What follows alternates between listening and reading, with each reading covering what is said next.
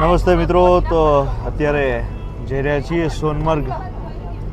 એમનો આ રસ્તો છે, અહીંથી આર્મીના બેઝ કેમ્પ અને અમરનાથ યાત્રા પણ માટેનો પણ એક આ રસ્તો છે, અહીંથી જવાય છે. એટલે આ રસ્તાની સાથે હું તમને પર્વતીય વિસ્તાર સૌથી વધારે અહીંયા હોય અને આટલા દિવસ પછી 100% મને એવું લાગે છે કે બરફ હશે જ, કારણ કે જ્યાં બરફ ન હોવો જોઈએ ન્યાય હતો, તો અહીંયા તો બરફ માટે જ લોકો જતા હોય, તો 100% એ બરફ દેખાશે તમને. અને ત્યાં સૌથી વધારે લોકો તો સિનરી હોય છે જે નેચરલ, એમના માટે.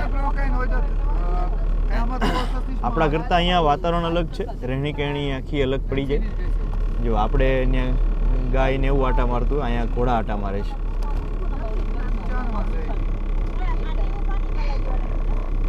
સરસ ખડતલ મજબૂત અહીંના બંધારણ પ્રમાણે. આપણે પાનની દુકાનો હોય એમ અહીંયા ચિકન મટનની દુકાન છે સૌથી વધારે. ફોનની મોબાઈલની ખૂબ ઓછી વિસ્તાર તમે જો, બહુ મજા આવી જાય.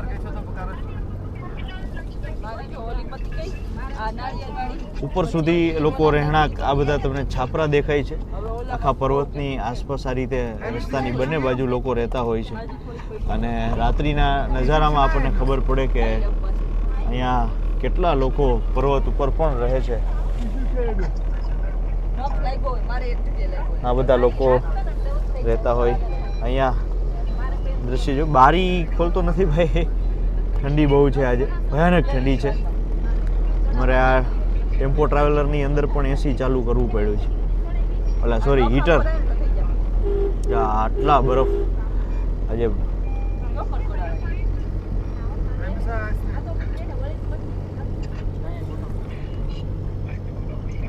સામેનો આ રોડ આવે છે,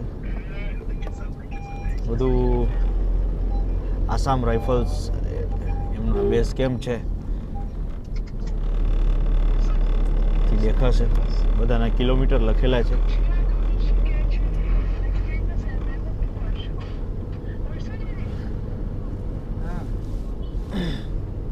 જમવા માટે અત્યારમાં બોલાવે છે બધા. સોલિડ વિસ્તાર છે આખો.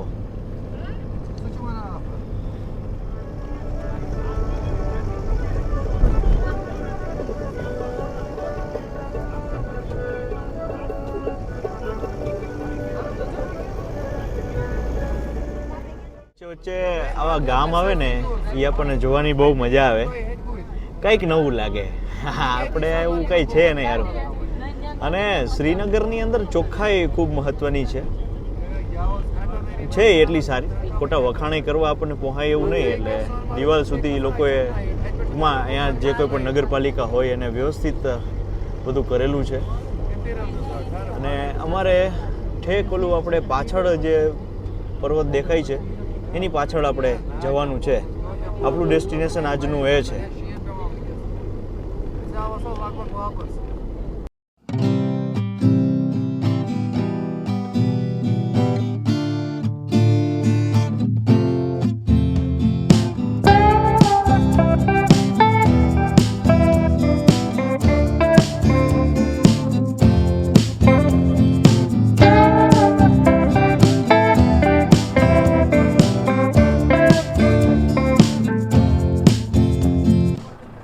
તો સોનમર્ગથી અમે કદાચ હવે 35-40 કિલોમીટર દૂર છીએ, પહોંચી જશું. પાછળના જે પહાડ દેખાય ત્યાં પહોંચવાની વાત છે. એટલે કેટલું એ દૂર થાય એ તો તમે ખાલી આ સીધું ન ચડાય, હું આમ આટા ફરીને ચડવાનું હોય. અને આ વ્યૂ જુઓ તમે, આ બધો જોરદાર વ્યૂ છે આખો. આ નીચે હજી કંઈ બરફ પહોંચ્યો નથી, પણ એવી એક અમને માહિતી મળી છે કે 10-12 દિવસથી જ આ રસ્તાઓ ખુલ્યા છે અને આજે પણ 40-50% બરફ પડવાની સંભાવના છે. એટલે હવે જાય અને સ્નોફોલ થાય તો એ આપણા બધાના નસીબ, મતલબ તમને જોવા મળશે. તો બસ આ જમ્મુ કાશ્મીરની અંદર વિન્ટર માટેની પરફેક્ટ પ્લેસ છે. આની પહેલાંની 2 વ્લોગની અંદર તમે જે જગ્યાઓ જોઈ છે, દૂધપત્રી અને યુસબર્ગ, એ બરોબર વિન્ટર માટે નથી, ઉનાળા માટે છે. અને આ એકદમ શિયાળા માટે પરફેક્ટ છે, અને લોકો એના માટે જ અહીંયા આવતા હોય છે. તો ચાલો હવે એક ચા પાણીનો હોલ્ટ છે, પછી સીધા આગળ જઈ અને તમને બધા રસ્તા અને જગ્યા બતાવીશ.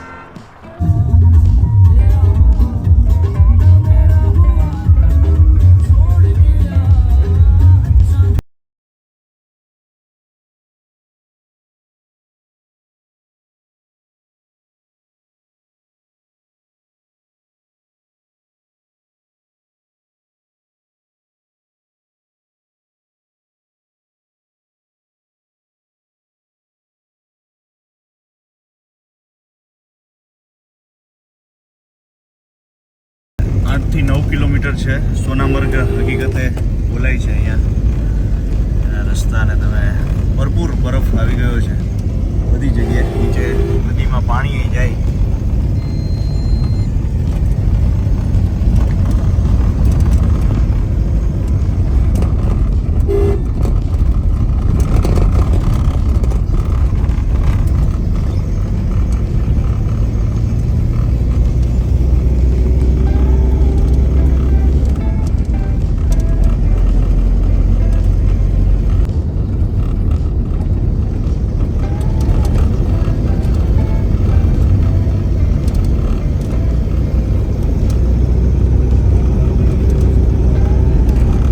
અહીંથી રસ્તો બ્લોક હશે અને આ બરફથી સાફ સફાઈ કરેલો છે. બંને બાજુ બરફ જુઓ. મશીન દ્વારા બધી સફાઈ કરવામાં આવે.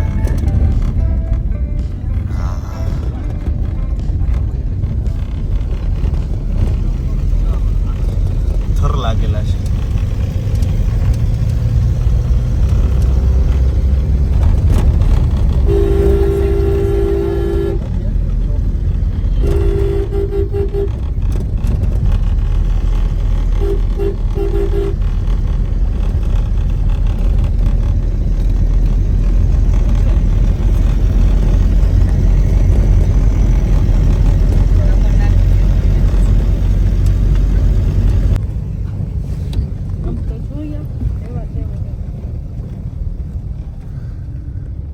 આપણને એમ થાય કે ઓલું લગ્નમાં હું બને કંસાર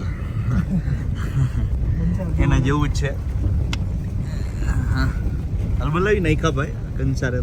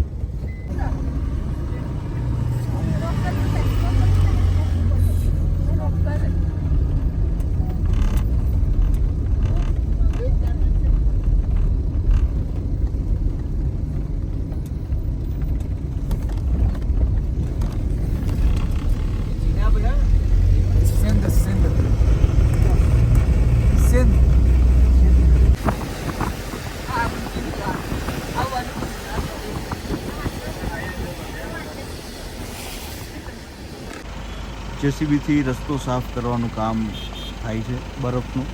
અહીંયા કંઈક વસ્તુ છે એટલે લખેલું છે. 2730 મીટર ઉપર છીએ. 9.5 સ્ક્વેર કિલોમીટર એવું કંઈક હતું.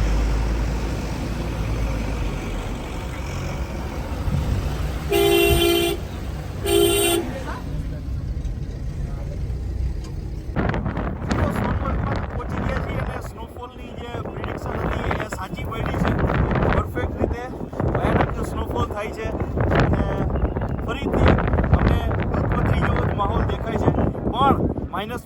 -3 ડિગ્રી જેટલું તાપમાન છે અને આ લુકની સાથે આ કોટ જેવો હોય એવો અહીંયા ફેશન હાલતી નથી.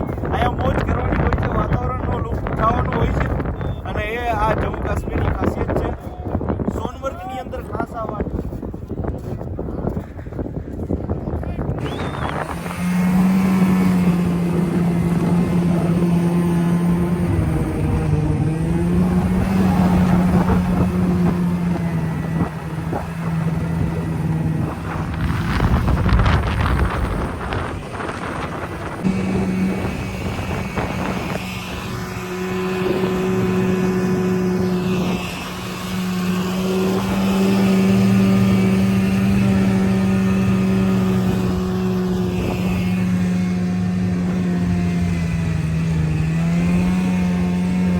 આ ઘર અત્યારે આખા બરફ પૂરા થઈ ગયા છે. અહીંયા રહેઠાણ કોઈ ન હોય.